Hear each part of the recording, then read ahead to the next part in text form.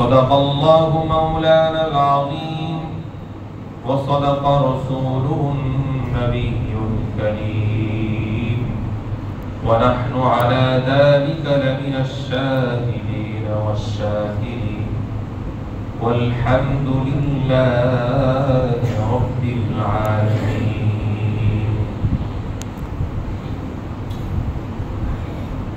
الحمد لله মুআজ্জাজ মুকাররম মুসল্লিয়ান ইকরাম, আল্লাহ রাব্বুল আলামিনের শুকর গুজার হচ্ছি যিনি আমাদেরকে নিরাপত্তার সাথে সুস্থতার সাথে পবিত্র জিলকদ মাসের দ্বিতীয় জুমআয় হজের মৌসুমে আল্লাহ রাব্বুল আলামিন জুমার দিনে আমাদেরকে আগে আগে আল্লাহর ঘরে উপস্থিত হওয়ার তৌফিক দিয়েছেন। মালিকের কৃতজ্ঞতা স্বীকার করছি, তিনি আমাদেরকে সুস্থ রেখেছেন, তিনি আমাদেরকে সমস্ত দুঃখ দুর্দশা থেকে হেফাজত করেছেন। এই কৃতিত্ব পুরোটাই আমাদের মনিবের। আল্লাহ তাআলা যেন আমাদের উপরে তার এই নিয়ামতকে জারি রাখেন, দায়েম রাখেন, এই নিয়তে অন্তরের অন্তরস্থল থেকে কৃতজ্ঞতা আদায় করছি। আলহামদুলিল্লাহ। অসংখ্য দরুদ ও সালাম বিশ্ব মানবতার মুক্তির দূত রহমাতুল লিল আলামিন জনাবে মুহাম্মদুর রাসূলুল্লাহ সাল্লাল্লাহু আলাইহি ওয়াসাল্লামের প্রতি, যার ওসিলায় আমরা শ্রেষ্ঠ উম্মত হতে পেরেছি। সমস্ত পৃথিবীর শুরু থেকে আজ পর্যন্ত যত উম্মত আল্লাহ তাআলা পাঠিয়েছেন, হুজুরের ওসিলায় আল্লাহ তাআলা আমাদেরকে সবচেয়ে দামি উম্মত হিসাবে ঘোষণা দিয়েছেন। আল্লাহ রাব্বুল আলামিন যেন এর হক আদায় করার তৌফিক আমাদেরকে নসিব করেন। সবাই বলি আমিন। হুজুরের মুহাব্বত সবচেয়ে বেশি আমাদের দিলের মধ্যে থাকা চাই, এটা এই মর্যাদার দাবি। হুজুর বলেন, লা ইউমিনু আহাদুকুম হাত্তা আকুনা আহাব্বা ইলাইহি মিন ওয়ালিদিহি ওয়া ওয়ালাদিহি ওয়ান নাসি আজমাইন। তোমরা ততক্ষণ পর্যন্ত খালেস মুমিন হতে পারবে না, প্রকৃত মুমিন হতে পারবে না, যতক্ষণ না আমি তোমাদের নিকটে তোমাদের বাবা, তোমাদের মা, তোমাদের সন্তান, তোমাদের পরিবারের থেকেও বেশি মুহাব্বতের না হব। আল্লাহু আকবার। এজন্য সব কিছুর উপরে হুজুরকে মুহাব্বত করা চাই, এটাই শ্রেষ্ঠত্বের দাবি। আল্লাহ তাআলা আমাদেরকে তৌফিক দান করেন। আমিন। সারা বিশ্বের সমস্ত মুসলিম উম্মাহকে যেন আল্লাহ তাআলা হেফাজত করেন। আমিন। আল্লাহ তাআলা মুসলমানদেরকে বিজয় দান করেন। আমিন। মুসলমানদের উপরে পৃথিবীর শুরুর সূচনা থেকে যত অ্যাটাক হয়েছে কোনোটাই রাজনৈতিক নয়, এটা ধর্মীয় অ্যাটাক। এখনো যে ধর্মীয় অ্যাটাক শুরু হয়েছে, আল্লাহ তাআলা যেন অবশ্যই মুসলমানদেরকে বিজয় দান করেন। সবাই বলি আমিন। দোয়া করা ছাড়া আমাদের কাছে আসলে অন্য কোনো অস্ত্র নেই, তবে আমাদের দোয়াই যথেষ্ট। আলহামদুলিল্লাহ। আল্লাহ তাআলা আমাদেরকে দেখিয়েছেন দোয়ার বরকতেই ইসরাইল পুরে খান খান হয়েছে। আল্লাহ তাআলা যদি চান আর আমাদের দোয়া যদি জারি থাকে, পুরোটাই নিঃশেষ হবে ইনশাআল্লাহ। সম্মানিত হাজিরিন, আমাদের ধারাবাহিক আলোচনা চলছিল, যেহেতু হজের মৌসুম, আল্লাহর বান্দারা হযরত ইব্রাহিম আলাইহিস সালামের আযানের জবাব স্বরূপ ফরজ হজ আদায়ের জন্য মক্কাতুল মুকাররমায় ছুটে চলেছেন। অনেকে পৌঁছে গেছেন, অনেকে যাবেন।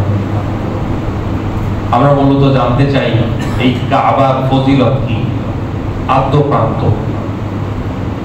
গত সপ্তাহে আমরা কিছু ফজিলত এবং কিছু কাবা এর কয়েকটি নাম সম্পর্কে জেনেছিলাম। আজকে আমরা আরো কিছু বিষয় জানতে চাই। পবিত্র কাবা, যেটা আমাদের হৃদয়ের স্পন্দন। আমরা ছবিতে দেখেই কাবাকে ভালোবাসি।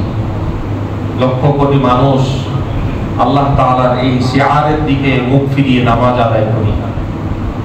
এটা সম্পর্কে আমরা আরো কিছু তথ্য আজকে জানতে চাই। গত সপ্তাহে একটা ফজিলত আলোচনা হয়েছিল, লা তুশাদ্দুর রিহাল, সফরের নিয়তে কাঠটি পুটলা রেডি করা 3 মসজিদের দিকে জায়েজ, সওয়াবের নিয়তে। মনে আছে না আমাদের? এক নম্বর কি ছিল? ইলা সালাসিতি মাসাজিদ। এক নম্বর মসজিদুল হারাম, মসজিদুন নববী ও মসজিদুল আকসা। এই 3টি মসজিদ ব্যতীত সওয়াবের নিয়তে কোন মাজার বা অন্য কোন মসজিদে সওয়াবের নিয়তে সফর করা কি নাই? জায়েজ নাই। হ্যাঁ, নামাজের উদ্দেশ্যে মসজিদে কর্ম করলে প্রত্যেক কদমে সওয়াবের ঘোষণা দিয়েছেন কে? রাসূলুল্লাহ সাল্লাল্লাহু আলাইহি ওয়াসাল্লাম। কিন্তু হুজুর এই কথা 1500 বছর আগে এজন্য বলে দিয়েছেন, হুজুর জানতেন যে কিছু মানুষ সওয়াবের উদ্দেশ্যে ইন্ডিয়ায় যাবে, সওয়াবের উদ্দেশ্যে ঢাকা থেকে সিলেট যাবে শাহজালালের মাজারে, অনেকে খানজাহান আলীর মাজারে কুমিরকে মুরগি খাওয়াইতে যাবে। এটা হুজুর জানতেন। কিছু বোকা মানুষ যে কাজ করবে হুজুর জানতেন বিধায় বলতেছেন, লা তুশাদ্দুর রিহাল ইল্লা ইলা সালাসিতি মাসাজিদ। সওয়াবের নিয়তে সফর করা যাবে শুধুমাত্র এই 3টা মসজিদে। বাকি কোথাও সওয়াবের নিয়তে সফর করলে সওয়াব তো হবেই না, বরং শিরকের গুনাহ আমলনামার মধ্যে জমা হবে। আল্লাহ আমাদেরকে হেফাজত করেন, আমিন আমিন। এই কাবা সম্পর্কে, কাবা শরীফকে কেন্দ্র করে চতুর্দিকে যে বিল্ডিং, এটাকে বলে মসজিদুল হারাম। কাবা তো কাবা, এরপরে যে ফাঁকা জায়গাটা এটাকে বলে মাতাফ। এটাকে কি বলে? মাতাফ। এরপরে যে বিল্ডিং, ওই বিল্ডিংটার নাম কি? মসজিদুল হারাম। কাবার ওসিলায় মসজিদুল হারামের মর্যাদা বেড়ে গিয়েছে। সুবহানাল্লাহ। সংস্পর্শে থাকলে মর্যাদা বাড়ে। আমাদের মর্যাদা বেড়েছে রাসূলুল্লাহ সাল্লাল্লাহু আলাইহি ওয়াসাল্লামের ওসিলায়। কাবা শরীফকে কেন্দ্র করে মসজিদুল হারামের মর্যাদা বেড়েছে। হুজুর বলেন,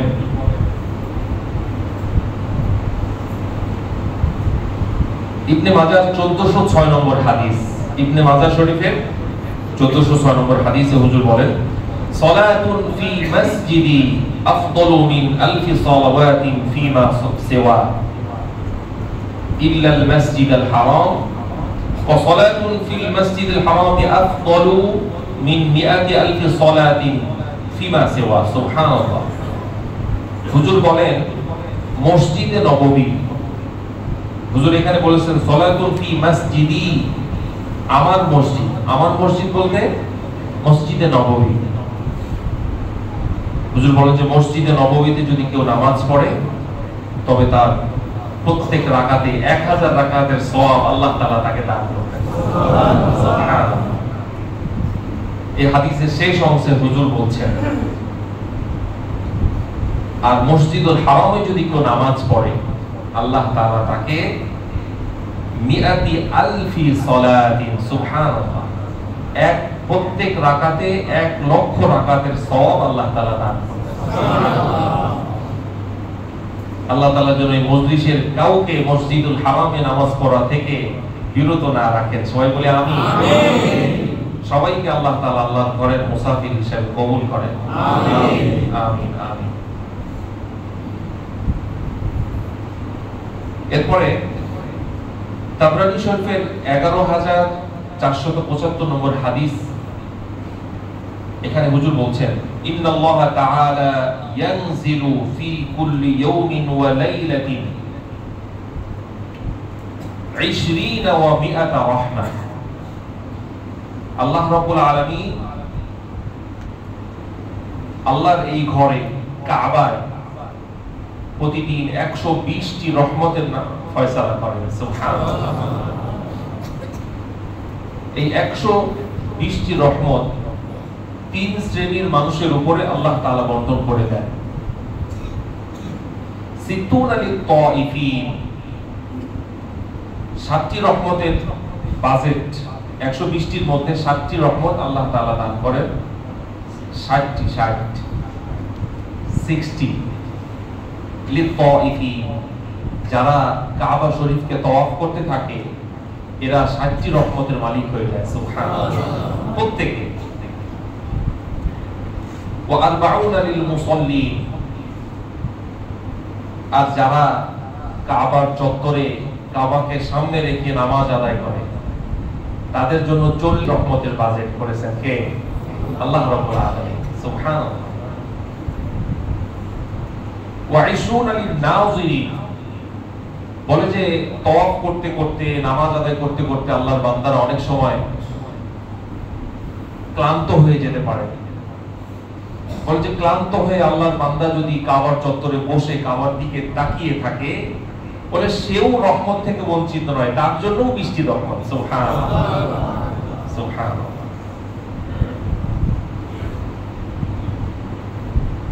আল্লাহ তাআলা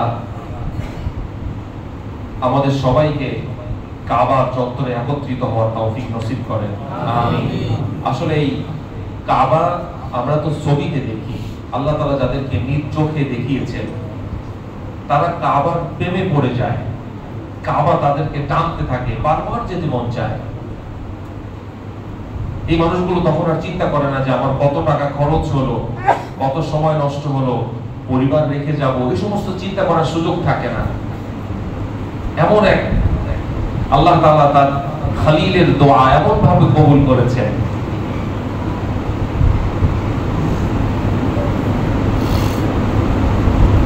আল্লাহ খলিল হযরত ইব্রাহিম আলাইহিস সালাম দোয়া করেছিলেন,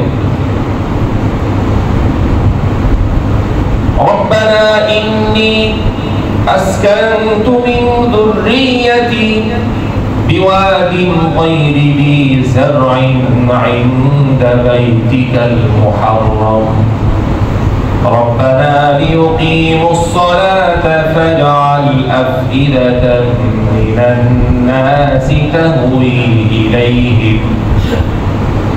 অনেকগুলো দোয়ার মধ্যে একটি দোয়া এরকম ছিল, ফাজআল আফইদাতাম মিনান নাসি তাহওয়ি ইলাইহিম। হে আল্লাহ, ঈমানদারদের দিলকে, কলবকে আপনি কাবার দিকে ঝুঁকিয়ে দেন। সুবহানাল্লাহ। যে কারণে ঈমান যার কলবের মধ্যে আছে, যে ব্যক্তি মুনাফিক নয়, সেই কাবা শরীফ থেকে ফিরে আসার পরে কাবা তাকে টানতেই থাকে, তার বারবার যেতে মন চায়। শত ব্যস্ততা থাক, চাকরি থাক আর না থাক। অনেক সময় আমি দেখেছি চাকরি রিজাইন দিয়েও আল্লাহর ঘরে গিয়েছে, ছুটি দিচ্ছে না, বলে যে আমার চাকরির পুষ্টি বাড়ি, আল্লাহর ঘরে আমাকে যেতে হবে। তো আল্লাহ তাআলা কাবা থেকে ফিরে আসার পরে প্রমোশন বাড়ায় দেয়। সুবহানাল্লাহ। কারণ কি? সেখানের মধ্যে সেটা এমন ঘর, ইন্না আউওয়ালা বাইতি উদিআ লিন-নাস লাল্লাযী বিবাক্কাতা মুবারাকান ওয়া হুদাল লিল-আলামিন। কাবার মধ্যে 2টি বিশেষ নিয়ামতের ব্যবস্থা আল্লাহ তাআলা রেখেছেন। এক তো হলো আল্লাহ তাআলা সেখানে বরকত রেখেছেন, যে ব্যক্তি কাবার চত্বরে একত্রিত হয় আর বেশি বেশি কাবার তওয়াফ করে, সে ব্যক্তি নিজের গুনাহগুলো নিঃশেষ করে দিয়ে বরকতের এক খাজানা নিয়ে নিজের দেশে ফিরে আসে। আল্লাহ তাআলা তাকে রিজিকেও বরকত দেন, হায়াতের মধ্যেও বরকত দেন।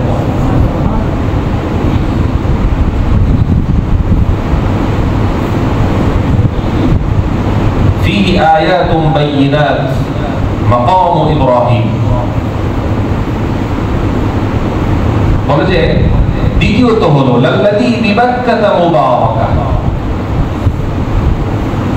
ওয়া হুদাল লিল আলামিন।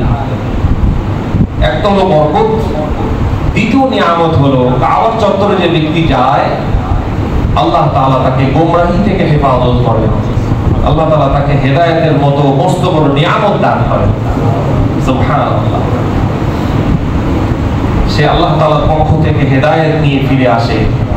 অনেককে আমরা দেখেছি হজ ওমরা করার পরে আর দাড়ি কাটে না, আলহামদুলিল্লাহ, ওই যে হেদায়েত নিয়ে সে ফিরেছে। তবে সফরটা যদি খালেস নিয়ে, এটার জন্য শর্ত হলো কেউ যদি ট্যুরের নিয়তে যায়, কাবার প্রেমে না, সে গিয়েছে যে কত দেশেই তো গেলাম, যাই এবার কাবা দেখে আসি, তো নিয়তটা খালেস ছিল না, গিয়েছে কেন, ট্যুরে গিয়েছে, তো সে সেখানে গিয়েও কাবার হক আদায় করে না, খালি সেলফি। ওই যে ট্যুরে আসছে, আফসোস এই বিষয়টা এত জঘন্য আর অসহ্য লাগে। কাবার চত্বরে এত এত টাকা খরচ করে কাবার চত্বরে আল্লাহ তাআলা আমার মতো অধমকে এনেছেন, সময়টাকে কাজে লাগায় না। এই বোকা মানুষগুলো গ্রুপ ছবি, পার্সোনাল ছবি, কাপল ছবি, কত ছবি তোলা ব্যস্ত, দেখেই বোঝা যায় যে এরা ট্যুরে এসেছে। তো যার কারণে এরা কাবার নিয়ামত থেকে বঞ্চিত হয়, বরকত থেকেও বঞ্চিত হয়, হেদায়েত নিয়ে ফিরতে পারে না। এরা যখন ফেরে তো আগের অবস্থা থেকে আরো ডেঞ্জারাস অবস্থা হয়। তো মানুষ বলতে বাধ্য হয় যে এই তো হজ করে এসে হাজি না হয়ে পাজি হয়েছে, এরকম ডায়লগ আমি শুনছি। বলে হজ করে আসার পরে তার দুষ্কৃতি আরো বেড়ে যায়, কারণ সে কাবার মহাব্বতে যায় না, সে ট্যুরে গিয়েছে আর তার পাথেও হালাল ছিল না, হারাম পয়সা দিয়ে কাবার সফর করছে, যার কারণে সে ওই কাবার বরকত থেকে আর হেদায়েত থেকে বঞ্চিত হয়। এজন্য খুব গুরুত্বপূর্ণ আল্লাহর ঘরের মুসাফির হওয়ার সমস্ত পাথেও যেন হালাল হয়। আল্লাহ তাআলা তৌফিক দান করেন, আমিন। তবেই কাবার এই বরকত আল্লাহ তাআলা দান করবেন। আমরা এখন একটু আলোচনা করতে চাই, এই কাবা শরীফ সর্বপ্রথম নির্মাণ করেছিলেন ফেরেশতারা। সর্বপ্রথম কারা নির্মাণ করেছিলেন? ফেরেশতারা। এর ইতিহাস হলো আল্লাহ রাব্বুল আলামিন সূরা বাকারার মধ্যে আমাদের জন্য একটা ঘটনা কোট করেছেন। মানুষ সৃষ্টির আগে আল্লাহ রাব্বুল আলামিন, এটা মূলত তাফসীরে কুরতুবীর মধ্যে এসেছে, আল্লাহ রাব্বুল আলামিন ফেরেশতাদেরকে ডেকে বলতেছিলেন, ও ফেরেশতারা, তোমাদের সাথে একটা পরামর্শ। সিদ্ধান্ত কিন্তু আল্লাহ তাআলা, কিন্তু ফেরেশতাদের সাথে আল্লাহ তাআলা পরামর্শ করলেন কেন? আল্লাহ তাআলা পুরো জাতিকে মেসেজ দিলেন, পরামর্শ ছাড়া তোমরা কোনো কাজ করবে না। তুমি যত জ্ঞানী হও, যত বিচক্ষণ হও, যত সম্পদশালী হও, যত মর্যাদার হও, যে কোনো সিদ্ধান্তের আগে পরামর্শ করবা, কারণ পরামর্শের মধ্যে আল্লাহ রাব্বুল আলামিন দিক নির্দেশনা রেখেছেন। আল্লাহর হাবিবকে আল্লাহ তাআলা এই পরামর্শ দিয়েছেন, ওয়াশাওিরহুম ফিল আমর ফাইযা আযামতা ফাতাওয়াক্কাল আলা আল্লাহ। ও হাবিব, আপনি যখন কোনো কাজ করতে চান, কোনো বিষয়ে সিদ্ধান্ত নিতে চান, তো সাহাবে কিরামদের সাথে পরামর্শ করুন। এরপরে যখন কোনো সিদ্ধান্তে উপনীত হবেন, ফাতাওয়াক্কাল আলা আল্লাহ, তো সেটা বাস্তবায়নের ক্ষেত্রে আল্লাহ রাব্বুল আলামিনের উপরে তাওয়াক্কুল করেন, তবেই সাকসেস হবে। আমাদেরও এটা করা চাই। পারিবারিক সিদ্ধান্ত হোক, সামাজিক সিদ্ধান্ত হোক, অবশ্যই পরামর্শ ক্রমে সিদ্ধান্তগুলো নেওয়া উচিত। তবে আল্লাহ তাআলা সেগুলোর মধ্যে বারাকা রাখবেন আর আমাদেরকে সাহায্য করবেন। তো আল্লাহ রাব্বুল আলামিন ফেরেশতাদেরকে জিজ্ঞাসা করতেছিলেন, ও ফেরেশতারা শোনো, আমি কিন্তু একটা বড় সিদ্ধান্ত নিতে যাচ্ছি। ইন্নী জাঈলুন ফিল আরদি খলিফা, আমি জমিনে আমার কিছু প্রতিনিধি বানাতে চাই। আমার প্রতিনিধি, সুবহানাল্লাহ। কার প্রতিনিধি? আল্লাহ তাআলার প্রতিনিধি। এমপি সাহেবের প্রতিনিধি হলে বুকটা চড়া হয়ে যায় না? কি অমুক উপদেষ্টার প্রতিনিধি, বুকটা কি হয়ে যায়? প্রশস্ত হয়ে যায়, ঠিক না? প্রতিনিধি ভাই সেও কি করে? গর্ব করে। কিন্তু আল্লাহ তাআলা আমাদেরকে কি বলেছেন? আল্লাহ তাআলা স্বয়ং আল্লাহ তাআলার প্রতিনিধি আমরা, সুবহানাল্লাহ। বাট আমরা আমাদের এই মর্যাদা নিয়ে কখনো একটু চিন্তা করেছি? যদি এটা আমরা বুঝতাম তবে এই মর্যাদার অমর্যাদা করতাম না, মর্যাদা আমরা রক্ষা করতাম। কিন্তু আমরা আমাদের মর্যাদা আসলে বুঝি না, যে আল্লাহ তাআলা স্বেচ্ছায় আমাদেরকে কত মর্যাদা দিয়েছেন। ফেরেশতাদের বলতেছেন, ইন্নী জাঈলুন ফিল আরদি খলিফা, আমি আমার প্রতিনিধি বানাতে চাই। তোমরা তো আমার প্রতিনিধি না, ফেরেশতারা আল্লাহ তাআলার প্রতিনিধি নয়। ফেরেশতারা জুনুদুল্লাহ, আল্লাহ তাআলার সৈনিক। ফেরেশতারা কি? জুনুদুল্লাহ, আল্লাহ তাআলার সৈনিক। আল্লাহ তাআলার অর্ডার তারা পালন করে। যে এক এক ফেরেশতাকে এক এক দায়িত্ব আল্লাহ তাআলা দিয়ে দিয়েছেন, যে তুমি রিজিক তুমি বন্টন করবা। আমি যখন যেখানে যেই টাইমে বৃষ্টি দিতে বলবো সেখানে বৃষ্টি বর্ষণ করবা। কোন ফেরেশতা? মিকাইল ফেরেশতা। ফেরেশতাদের সর্দার হযরতে জিবরিল আমিন, যাকে কোরআনুল কারীমে রূহুল আমিন বলা হয়েছে, নাযালা বিহির রূহুল আমিন। ওনার কি দায়িত্ব ছিল? উনি পিয়ন ছিলেন, বার্তাবাহক। কি ছিলেন? রানা। আল্লাহ তাআলার বার্তাগুলো নবী আলাইহিস সালামের কাছে পৌঁছে দিতেন। ফেরেশতা আল্লাহ তাআলার হুকুম তামিল করতেন। হযরতে আজরাইল আলাইহিস সালামের কি দায়িত্ব? আল্লাহ তাআলার হুকুমে বান্দাকে দুনিয়া এই জিন্দেগি পরিত্যাগ করিয়ে কবরের জিন্দেগিতে পৌঁছে দেওয়া। হযরত ইসরাফিল আলাইহিস সালাম কিয়ামত সংগঠিত করবেন আল্লাহ তাআলার হুকুমে। তার মানে আরো অসংখ্য ফেরেশতা, কত ফেরেশতা সেটা আসবে। এই ঘটনা যেটা আমরা বলছি, ফেরেশতাদের সংখ্যা কত এই সম্পর্কে আসবে। তো ফেরেশতারা আল্লাহ তাআলা যখন বললেন যে আমি প্রতিনিধি বানাতে চাই, ফেরেশতারা কি বললেন? ওয়া নাহনু নুসাব্বিহু বিহামদিক, আমরাই তো আপনার তাসবিহ গণনা করি, আপনার ইবাদত বন্দেগী করি, আপনার পবিত্রতা ঘোষণা করি।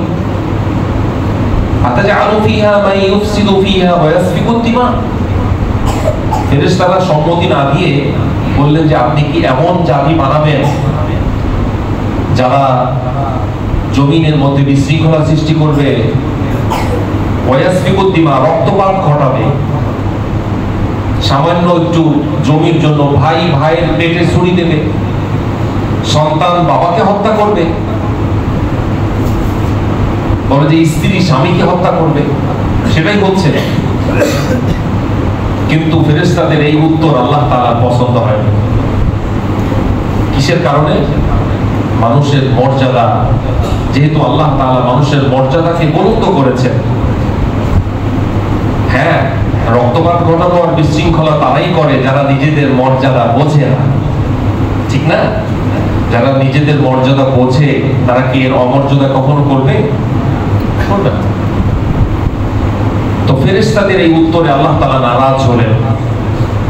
ফেরেশতারা যখন এটা বুঝতে পারলেন যে আল্লাহ রাব্বুল আলামিন আমাদের উপর রাগান্বিত হয়েছেন, ফেরেশতারা তওবা করার জন্য একটা পন্থা বেছে নিলেন। সেটা কি? ফেরেশতারা আরশে আজিমের চতুর্দিক থেকে তওয়াফ করা শুরু করলেন। সুবহানাল্লাহ। ফেরেশতারা সবাই মিলে 7 তওয়াফ যখন দিয়েছেন, আল্লাহ রাব্বুল আলামিন ফেরেশতাদের উপরে নিজের নারাজি থেকে সন্তুষ্টি প্রকাশ করলেন এটা আল্লাহ রাব্বুল আলামিনের অত্যন্ত পছন্দ হলো। বললেন ফেরেশতারা আমি তোমাদেরকে মাফ করে দিলাম, তোমাদের উপরে আমি খুশি হয়ে গেলাম, সুবহানাল্লাহ। তবে তোমাদের একটা দায়িত্ব, ঠিক এই যে আমার আরশ, ফেরেশতারা যেটাকে তওয়াফ করলেন ওটাকে বাইতুল মামুর বলে, বাইতুল মামুর। ফেরেশতাদেরকে বললেন ঠিক এই বরাবর তুমি আমার প্রতিনিধিদের জন্য একটা ঘর নির্মাণ করো। আমার প্রতিনিধিরা যখন সেটাকে তওয়াফ করবে আমি তাদের উপরে সন্তুষ্ট হয়ে যাব, তাদের সমস্ত গুনাহগুলো মাফ করে দেব। সুবহানাল্লাহ। এই হাদিসের মধ্যে এসেছে, হুজুর বলেন এই বাইতুল মামুরের ঘটনা বয়ান করার সময় হুজুর বলতেছিলেন এখানে এই বাইতুল মামুরে 7 বার প্রদক্ষিণ করলে এক তওয়াফ হয়। আল্লাহ তাআলার যেই ফেরেশতারা জীবনে একবার বাইতুল মামুরকে প্রদক্ষিণ করার সুযোগ পাবে, কিয়ামতের আগে দ্বিতীয়বার ওই দল আর ওইখানে প্রদক্ষিণ করার সুযোগ পাবে না, সিরিয়াল পাবে না। সুবহানাল্লাহ। ও বিষয়টা বুঝাতে পারি নাই মনে হয়। ফেরেশতাদের যে এই দল বাইতুল মামুরে একবার প্রদক্ষিণ করবে, কিয়ামতের আগে ওই দল দ্বিতীয়বার সেখানে প্রদক্ষিণ করার সিরিয়াল পাবে না। সুবহানাল্লাহ। আল্লাহ তাআলা এত ফেরেশতা সৃষ্টি করেছেন নিজের সৈনিক হিসাবে আল্লাহ তাআলার হুকুম তামিল করার জন্য। আমার আপনার কথা বলা, হাত নড়ানো, হাঁটা চলা, সমস্ত কর্মকাণ্ডের পিছনে আল্লাহ তাআলা ফেরেশতা নিয়োজিত করেছেন। এই যে হাতটা আমি নড়াচ্ছি, এটা কি আমার ব্যক্তিগত ক্ষমতা? না, আল্লাহ তাআলার হুকুমে আল্লাহর ফেরেশতারা আমাকে সাহায্য করছে। একটা সময় আল্লাহ তাআলার হুকুমে যদি এই ফেরেশতারা এখান থেকে দায়িত্ব থেকে অবধি নেন, তখন ডাক্তার বলবে প্যারালাইজড হয়েছে। ডাক্তার কি বলবে? আপনারা কি দেখেছেন প্যারালাইজড রোগীর হাত উধাও হয়ে যায়? প্যারালাইজড রোগীর কি পা উধাও হয়ে যায়? পায়ের জায়গায় পা থাকে, হাতের জায়গায় হাত থাকে, কিন্তু সে নড়াতে পারে না। অনেক থেরাপি দিয়েও কাজ হয় না, আমরা দেখিনি ভালো হতে। কারণ কি জানেন?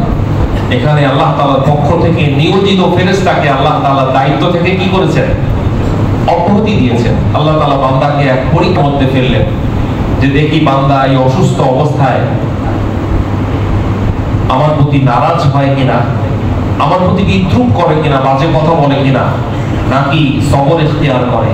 যখনই বান্দা সবর ইখতিয়ার করবে, বান্দা আমলনামার গুনাহগুলো আল্লাহ তাআলা মুছে দেবেন।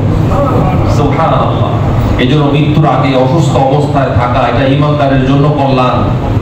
আল্লাহ তাআলা বেগানা মাসুম বানিয়ে তাকে দুনিয়া থেকে বিদায় করেন। এই উদ্দেশ্যেই অনেককে আমরা দেখি ইন্তেকালের আগে দীর্ঘদিন অসুস্থ থাকেন। তবে অসুস্থ অবস্থায় আল্লাহ তাআলার উপরে বান্দা যেন নারাজ না হয়, আল্লাহ তাআলার ব্যাপারে বাজে কথা না বলে যে আমি এত তাহাজ্জুদ পড়লাম সারা জীবন আল্লাহ তাআলার এত গুণগান করলাম, একটা নামাজ কাজা করলাম না, রোজা কাজা করলাম না, আর এত বড় রোগ আল্লাহ আমাকে দিলেন। এই কথা বের হয় কিনা? শয়তান জবান থেকে এই কথাগুলো বের করে দেয়। নাউজুবিল্লাহ। বলে যে ঈমানদার কখনো এটা করতে পারে না। ঈমানদার এটা চিন্তা করবে যে মালিক আমার গুনাহ মাফ করার জন্যই আমাকে অসুস্থতার নিয়ামত দান করেছেন। বলে যে সুস্থতা যেমন নিয়ামত, অসুস্থতাও নিয়ামত। সুবহানাল্লাহ। তবে শর্ত হলো সবর ইখতিয়ার করা চাই। যদি কেউ ধৈর্য ধারণ না করে আল্লাহ তাআলার ব্যাপারে বাজে কথা বলে, তবে সেটা নিয়ামত নয়, সেটা গজব। নাউজুবিল্লাহ মিন যালিক। আজকের এই অগোছালো কথা থেকে আসলে কোনো দিকই হলো না। তবে হয়তো আমাদের কাজে আসবে এমন কিছু কথা আল্লাহ তাআলা আমার জবান থেকে বের করেছেন। আল্লাহ তাআলা যেন আজকে যে কথাগুলো হলো কোনো বিষয় ফিনিশিং দিতে পারলাম না। তো কাবা শরীফ মূলত ফেরেশতাদের হাত দিয়ে প্রথমবার নির্মাণ হয়েছিল। এরপরে মোট ফেরেশতারা সহ মোট 13 বার এই কাবা সংস্কার হয়েছে। আমরা এই সিরিয়ালটা ইনশাআল্লাহ আগামী জুমায় শুনবো।